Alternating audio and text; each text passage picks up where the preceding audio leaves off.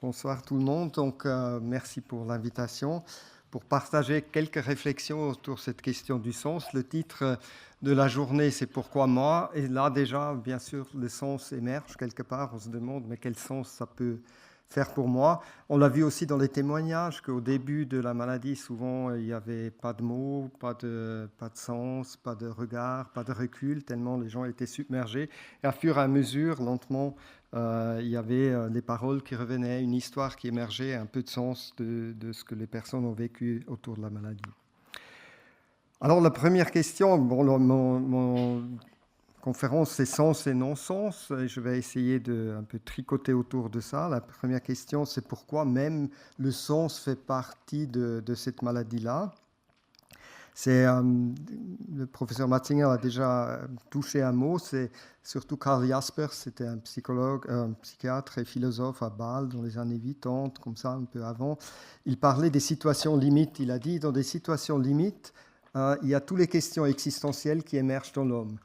Et qu'est-ce qu'il appelait la situation limite? C'est par exemple des maladies graves. Ça peut aussi être d'autres situations, mais dans ce cas-là. Et qu'est-ce qu'il a dit? Quelles caractéristiques d'une situation limite?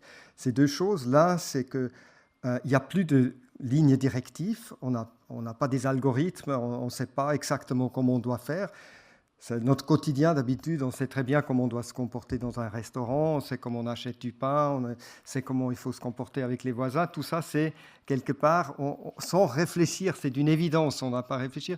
Mais il a dit des situations limites, ça ne marche plus. Donc on bloque quelque part et il faut commencer à bricoler. Et on commence à bricoler d'une manière très individuelle. Alors là, il n'y a plus tellement des recettes, il n'y a plus tellement des instructions à suivre. Ça, c'est la première partie des situations limites ou des maladies graves. Et la deuxième, c'est cette fameuse histoire des dimensions existentielles.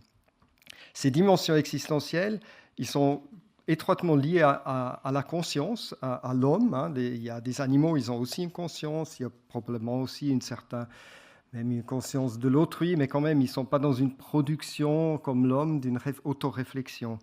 Et Jaspers a dit, en principe, c'est comme c'était dit, la finitude qui vient avec la maladie grave, donc la conscience qu'on peut mourir, on meurt tous une fois.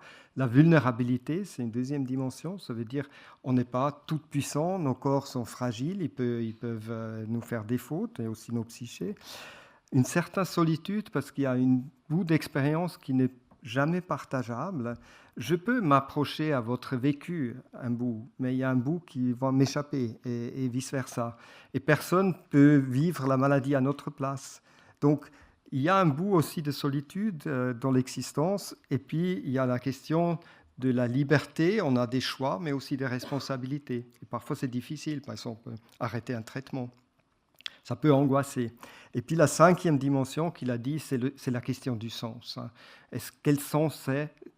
Qu'est-ce qui m'arrive? Comment je peux trouver du sens? Et donc ces 5 dimensions, donc le sens est étroitement lié à la dimension existentielle de l'homme. Et ces 5 dimensions, ils ont une certaine dialectique. Ça veut dire que oui, la mort est quelque chose d'effrayant. Et oui, on a une finitude, mais en même temps, en attendant, on est quand même vivant. Donc il y a cette dialectique-là. Oui, il y a la vulnérabilité, oui, mais il y a aussi des aides. Il y a des aides médicaux, il y a des aides des proches, il y a des aides, etc. Donc on n'est pas que vulnérable. Même quand on est vulnérable, il y a aussi une possibilité de vivre avec la vulnérabilité. Oui, on est un peu seul avec la maladie, mais pas que, parce qu'on peut quand même partager. C'est Heidegger, il disait être, c'est toujours aussi être avec. Donc oui, il y a un bout de solitude, mais pas que.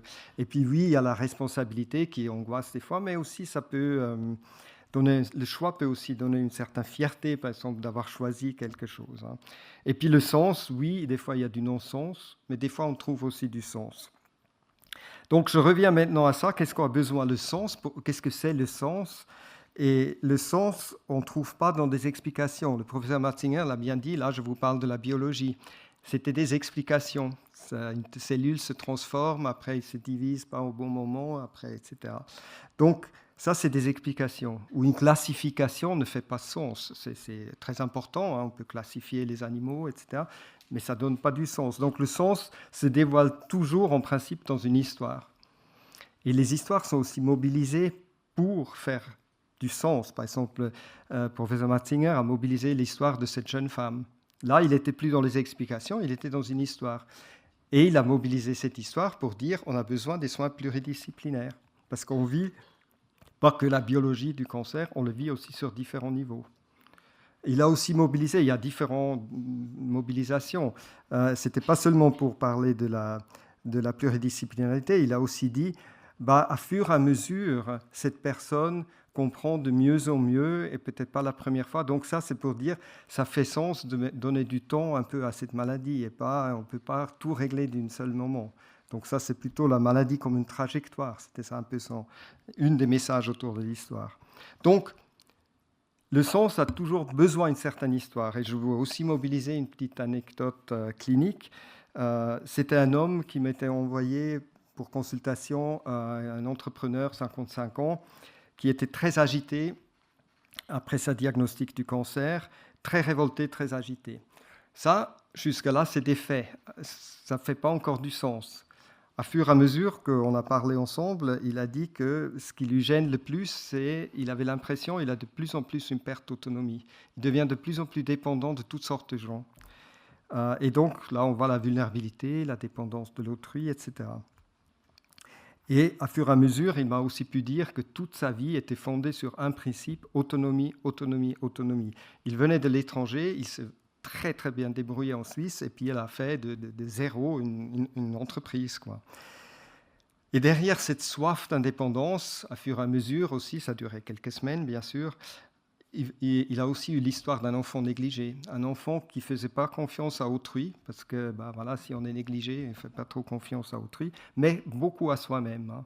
Donc, c'était un peu ça, et tout à coup, toute son agitation faisait sens. Cette peur de se mettre dans les mains des soignants commençait à faire sens.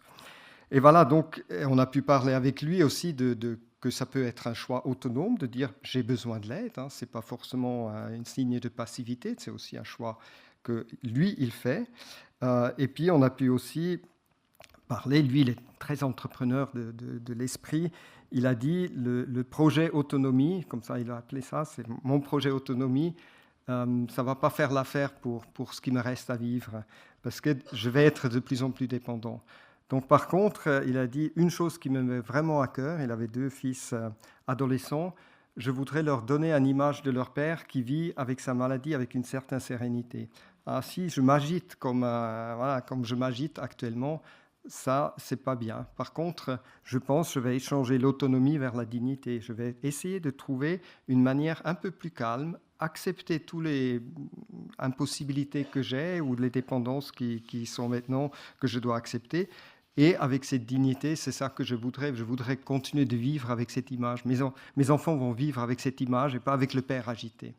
Donc voilà. Donc on voit bien que pas seulement à travers son histoire, il trouve un certain sens pourquoi il réagit de cette manière, mais il trouve d'autres manières ou d'autres sens pour faire face à cette situation. Donc, on a dit, on a besoin pour le sens des histoires, et on peut se demander, mais qu'est-ce que c'est une histoire? Ça, c'est la troisième question. C'est relativement simple. Dans une histoire, il y a une situation initiale. Chez cet homme, j'étais en bonne santé. Il y a un élément modifiant ou perturbateur, c'est la maladie. Et puis, il y a une intrigue, ça veut dire il y a un déroulement, l'agitation, hein, et puis il y a une situation finale chez lui, il y a une certaine résolution de cette agitation. C'est ça une histoire.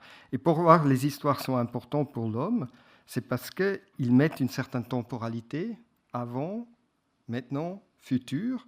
Ils mettent un certain ordre, une certaine forme, hein, et quelque part, une fois qu'on a l'histoire, on est moins à l'endurer d'une manière diffuse et sans savoir ce qui se passe. Je suis agité, mais je n'ai pas compris ce qui m'arrive.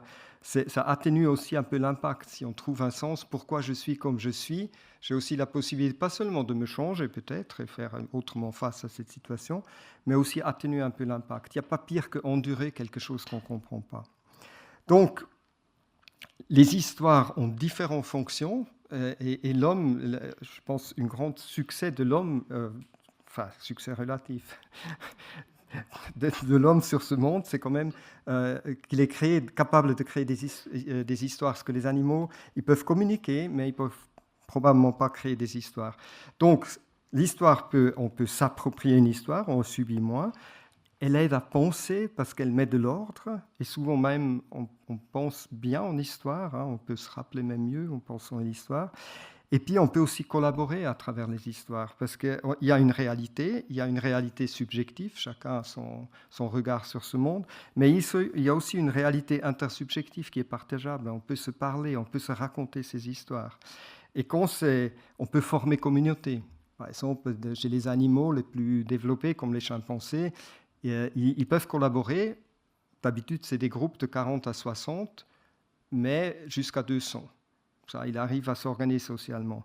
Imaginez, par exemple, des grands réseaux de communautés et de partage. L'Église catholique, c'est 1,4 milliard de croyants sur le monde. Donc, c'est des réseaux énormes qui sont portés à travers une histoire. L'histoire de la Bible, l'histoire de Jésus-Christ, etc. Donc, les histoires sont pour l'homme très importantes, mais en plus, ils peuvent orienter, ça veut dire ils peuvent pousser dans une certaine direction, surtout les histoires collectives. Hein. Et pour ça c'était depuis l'homme créer des histoires, c'était toujours très important aussi de donner sens et de donner une direction à l'être humain.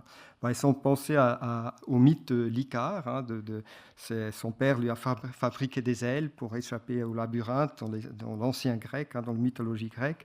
Et il est monté tellement dans son enthousiasme vers le soleil jusqu'il était brûlé les ailes et puis il est tombé sur terre.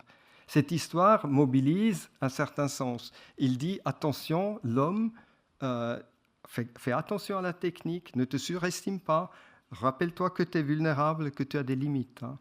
Je pense que c'est une histoire qui est très sensée, surtout quand on pense maintenant où la technique nous a amenés, où le progrès, entre guillemets, a fait que maintenant on est dans des histoires où effectivement on parle de limites de la croissance, hein, qu'on devrait peut-être lentement un peu réfléchir. C'est un vieux concept des années 60, hein, déjà le Club de Rome l'a dit ça. Mais c'est une histoire qui devrait orienter l'homme de ne pas se surestimer. C'est ce qu'on est en train, moi je pense, on l'a fait pendant longtemps maintenant dans l'histoire de la modernité, l'industrialisation, etc. Je viens pour le 3e chapitre. Alors on voit un peu le sens qui a besoin de l'histoire qui a différentes fonctions. Et maintenant, qu'est-ce que c'est l'histoire d'une expérience de cancer? Au fond, moi, je pense, c'est l'histoire quand même d'une perte. Si on a subi une maladie oncologique, on perd des choses. On perd, par exemple, l'insouciance. Hein, on n'a pas la même insouciance comme avant. On a des préoccupations. C'est la santé qu'on a perdue, des fois une partie du corps, des fois nos forces qu'on a perdues. Et ces histoires de cancer, ils sont enveloppés dans des histoires individuelles et collectives, mais ils sont aussi enveloppés souvent dans l'histoire du temps et dans la culture. Hein. Je vous donne un exemple. Historiquement, il y a 400-500 ans, les pertes étaient partout.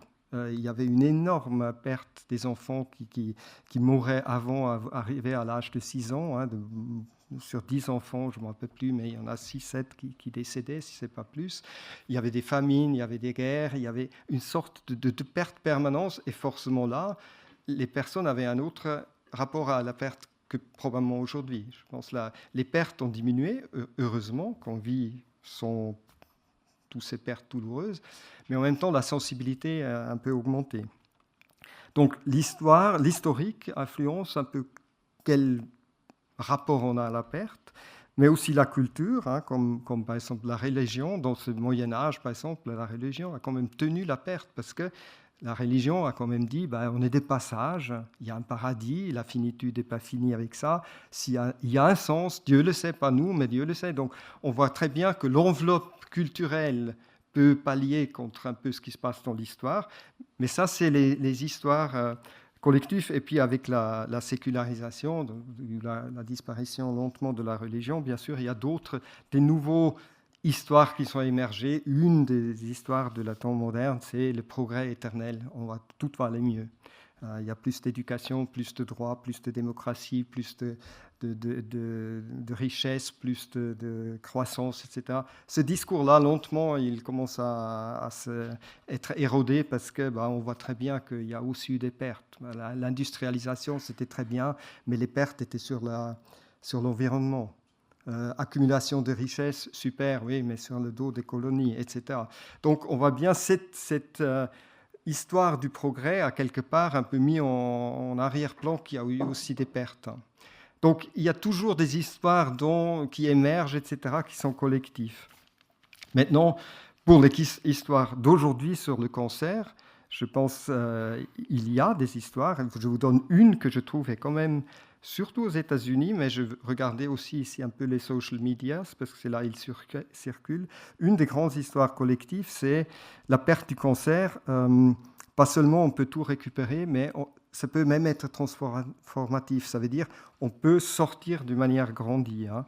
Une des grandes figures de ça, il n'est pas le seul, mais c'était le cycliste Lance Armstrong qui a gagné la Tour de France. Hein. Lui, il a dit « J'ai tout appris du cancer. Si on me demanderait de choisir entre avoir un cancer ou gagner la Tour de France, je choisirais le cancer. » Donc ça, c'est typiquement un discours transformatif. Ça veut dire qu'on grandit un peu dans cette épreuve. Maintenant, j'ai vu ça, si vous regardez le livre « Cancer du sein », par exemple, j'ai un peu regardé, il y a beaucoup de ça. Hein. Et par contre, il y a un discours un peu minoritaire. J'ai trouvé un livre, il y a plusieurs, mais une, c'est d'une dame qui s'appelle Nancy Stordahl. Elle a dit, c'est le titre du livre, c'est « Non, cancer n'était pas un cadeau, et il n'a pas fait de moi une meilleure personne ». Donc c'est un peu un contre-discours, mais qui est quand même assez minoritaire.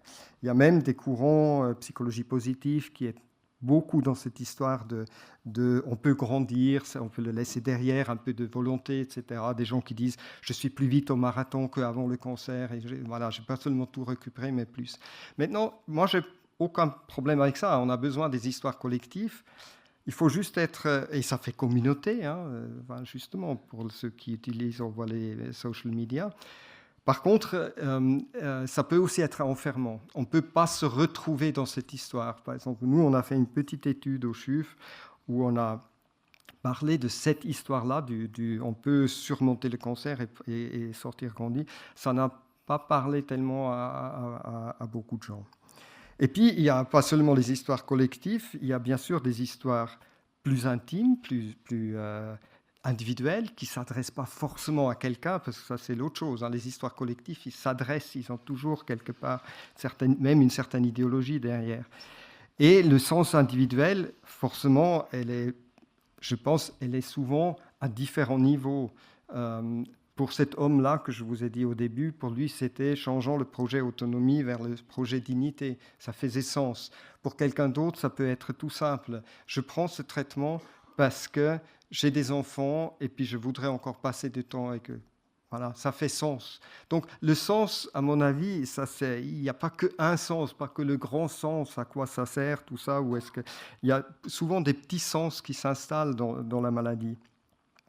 Et puis, parfois, il y a aussi le non-sens peut faire sens. J'ai un ami, un très bon collègue, vraiment, que j'ai beaucoup apprécié. Lui, il avait beaucoup d'humour noir. Et puis, avant Noël, j'avais encore un projet avec lui. Il m'écrit, je savais qu'il avait un cancer et que c'était avancé. Il a dit, ça y est, j'ai renoncé à tout traitement. Et puis, fidèle à lui-même, lui, il disait, tu sais, maintenant, ce qui m'arrive, c'est un peu comme, peut-être vous connaissez les pièces de théâtre, Attendre Godot. Il a dit, c'est un peu Attendre Godot, mais par rapport au théâtre, chez moi, il va venir. Donc, c'est beaucoup d'humour noir, mais pour lui, ça faisait sens de rire un peu au nez à la mort, je pense. C'était sa manière de faire. Je pense que ce ne serait pas forcément la mienne, je crois que je rirais un peu moins. Mais voilà, pour lui, c'était une sorte de rire devant cette absurdité, parce que lui, il ne voyait pas de sens qui lui arrivait. Et puis, l'autre chose, peut-être, et je me terminerai là, c'est l'une, c'est la question du pourquoi. Si on se trouve du sens du pourquoi, et on peut dire, ben voilà, pour moi, ça a tel et tel sens, ou je m'inscris dans un sens collectif, hein, comme par exemple la religion. On peut aussi se demander peut-être un peu moins la question du pourquoi, mais plutôt le comment. Comment je fais avec ces dimensions que je mentionnais au tout début, face à des situations limites. Comment je fais avec ma vulnérabilité? Est-ce que c'est quelque chose d'insupportable ou est-ce que peut-être on peut aussi... Tout le monde est vulnérable, peut-être je peux pas accepter, mais vivre avec. comment je fais avec le fait qu'il y a certaines choses qui ne sont pas partageables, peut-être un bout est quand même partageable, est-ce que j'ai envie de faire ça? Comment je fais avec ma responsabilité? Et oui, c'est angoissant de toutes ces décisions qu'on doit faire quand on est malade, c'est quand même assez lourd, mais en même temps, ça me donne aussi un peu de liberté et je peux l'utiliser. Et on peut bien sûr aussi, la finitude, comme mon collègue là, comment je fais avec ça? Donc, je pense la question du pourquoi on est une, mais si cette question est compliquée des fois, il y a aussi la question comment je fais maintenant. Voilà, je veux terminer avec ça.